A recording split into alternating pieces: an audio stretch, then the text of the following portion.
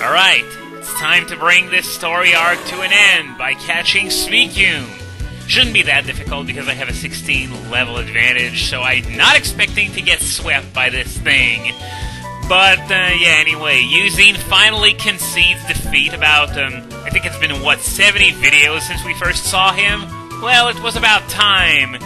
Anyway, let's let him have his fun, drool over Suicune for the last time before we catch it. Okay, well, there's nothing left to do but to do this! So, Suicune, as I said, should be very easy because I went out of my way to grind for those last few videos.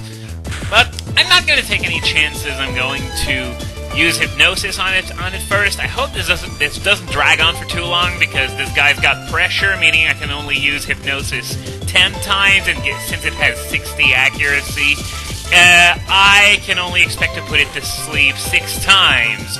So let's see how Shadow Ball does. Wow, actually, this is pretty damn good. Deep enough into the yellow. I think I'm actually going to keep that there and start throwing balls right now.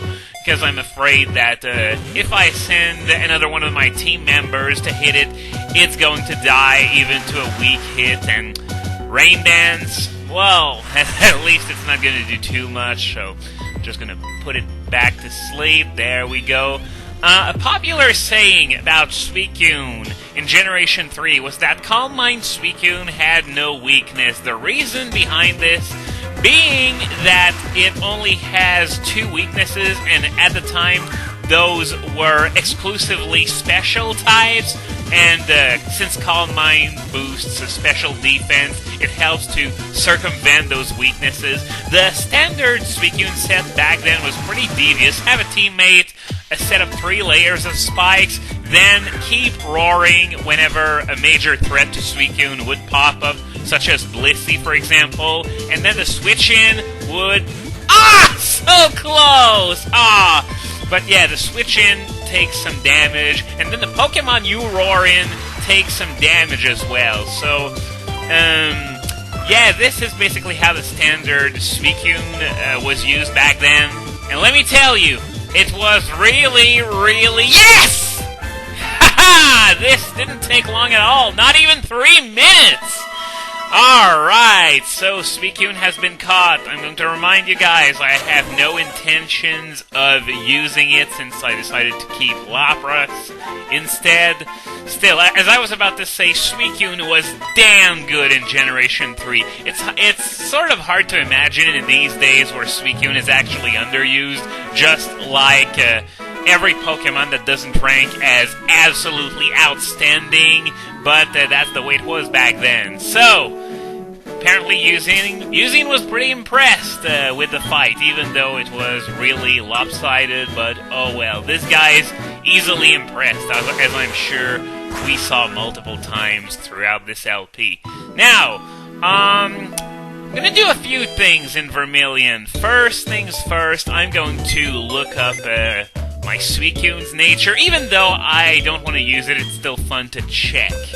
So, we got a Bashful nature, which is neutral. Yep, yeah, I was right. So, neutral nature on Suicune. Not too bad. Could have been better, but could have been worse as well. Whoa! What am I doing? I also need to change my HM slave. Wait, what did I do that? Dear Lord! Okay, now, I want to have Furret here, because I'm heading into the Diglett's cave, and on the other end, I think the place is entirely encased by cuttable trees, so I'm gonna need cut if I want to move on to Pewter City. And I'm gonna heal my Gengar while we're at it, even though it didn't get to do a whole lot. Shadow Ball once, Hypnosis twice, or maybe 3 times. It didn't really count because I was busy talking. Okay, Raikou in the lead. Yeah, I know I'm heading into Diglett's cave, so it might seem weird to have an electric type in the game, but I don't think I'm going to encounter anything better than a level 29 Doug Trio in there, and Raikou eats those things for breakfast at that kind of level, so it's not really that much of a problem.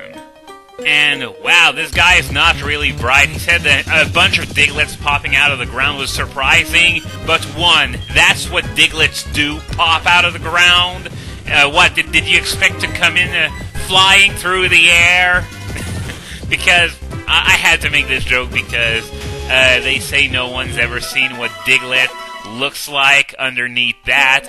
I once saw an interesting piece of fan art where, underground Diglett was actually a giant beast of death and destruction that actually never showed up above ground, and the part that was above ground, the one you see right now, is like absolutely tiny in comparison, and you'd need to have a magnifying glass to see it almost. Now, I don't remember where that piece of art was, otherwise I would have linked to it, but I don't know. I've got so many subscribers and viewers that one of you probably has seen this piece of art already. If so, feel free to send in a private message, and I'll make sure to link to it eventually. And yes, by the way, I know it said that Diglett actually have feet in Mystery Dungeon 1. You don't need to remind me of that.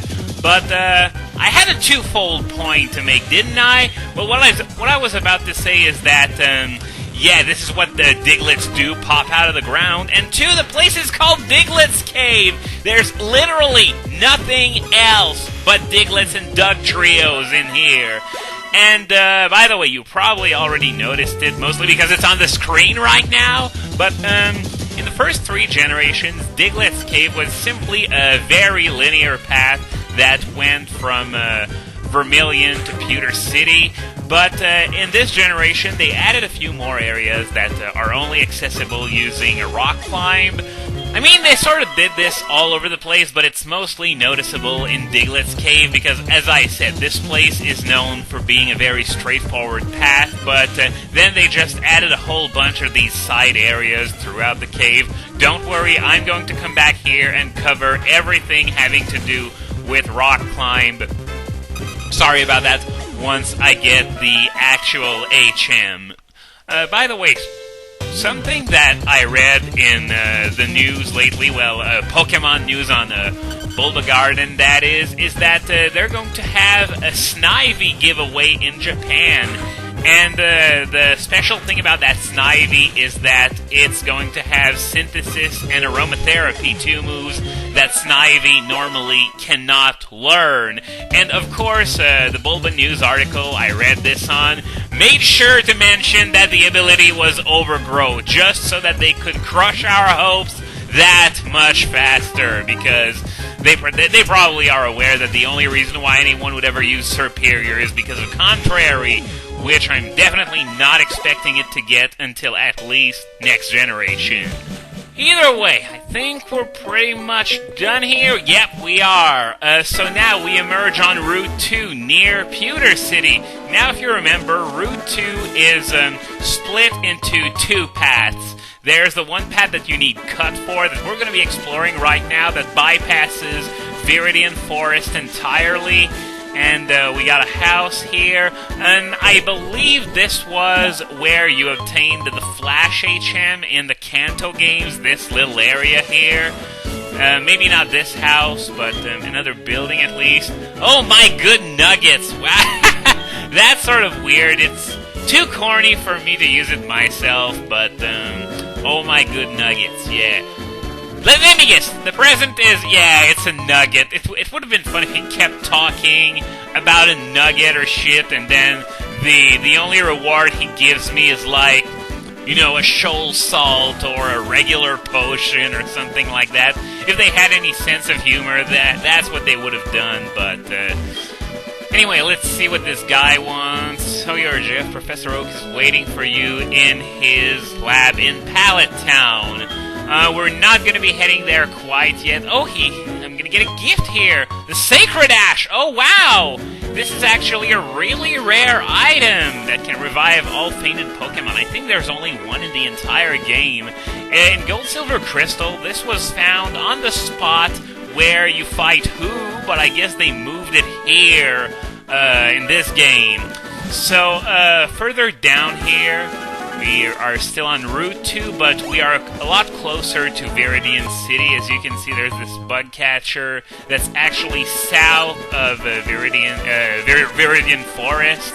So, as I said, we're not heading to Viridian... I'm always going to say, Viridian Forest when I want to say Viridian City and the reverse. But yeah, we're not heading to Viridian City first. Instead, we're going to go to Pewter City. The reason why I want to get there first is because we're going to get a very sweet item that's going to be able to catch yet another legendary.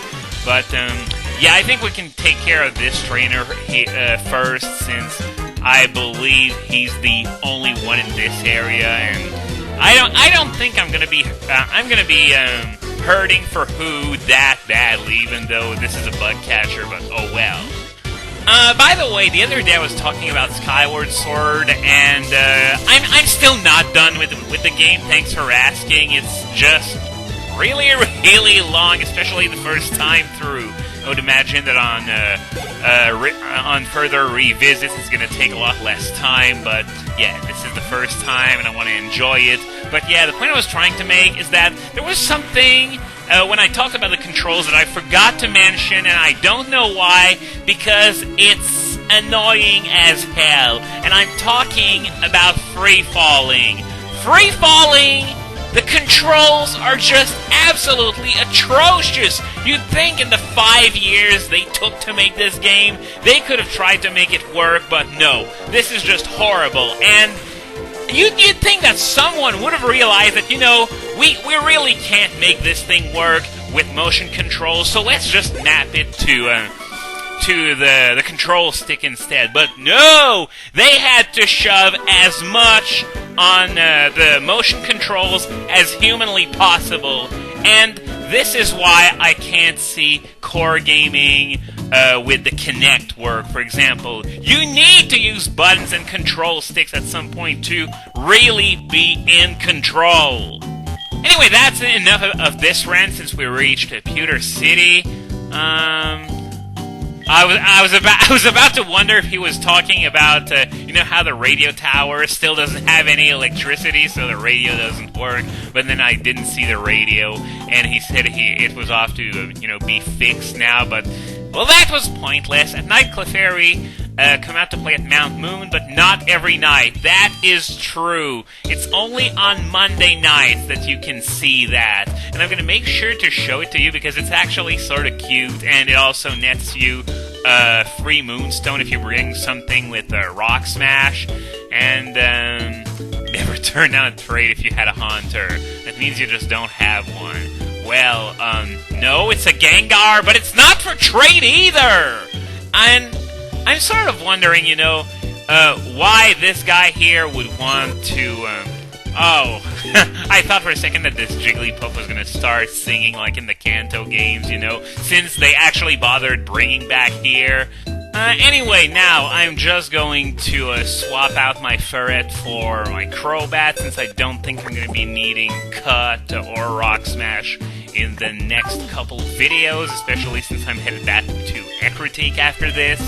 But yeah, I was sort of wondering, if this guy wants a Haunter, why wouldn't he accept a Gengar? I mean, the hard part's already been done for him. Okay, Pewter City, between Rugged Mountain. Okay. And now... Oh, is this the old guy who's gonna give me the Rainbow Wing? It definitely looks like it. In Soul Silver, he gives you the Silver Wing. Basically, this guy is here to give you access to the opposite Uber mascot from what you have in your version. So, since I'm playing Soul Silver, this Rainbow Wing is going to be for getting Who. And there's no hoopla with the Kimono Girls for getting Who like there would be if I were playing Hard Gold. You just need the Rainbow Wing, and then Who's going to show at the top of the bell tower. But that's something I'm going to take care of probably next video. Okay, I raised it from a magic carb slowly, and it finally evolved. There was something that I wanted to say about this, but looking at the timer, I'm definitely not going to have the time to do this today. So I'm just going to take a look at what those clerks have to sell. No doubt what is pretty much standard by now. And I'm going to stop here for today, so next time I'm going to continue exploring Pewter City and head back to Ekritique.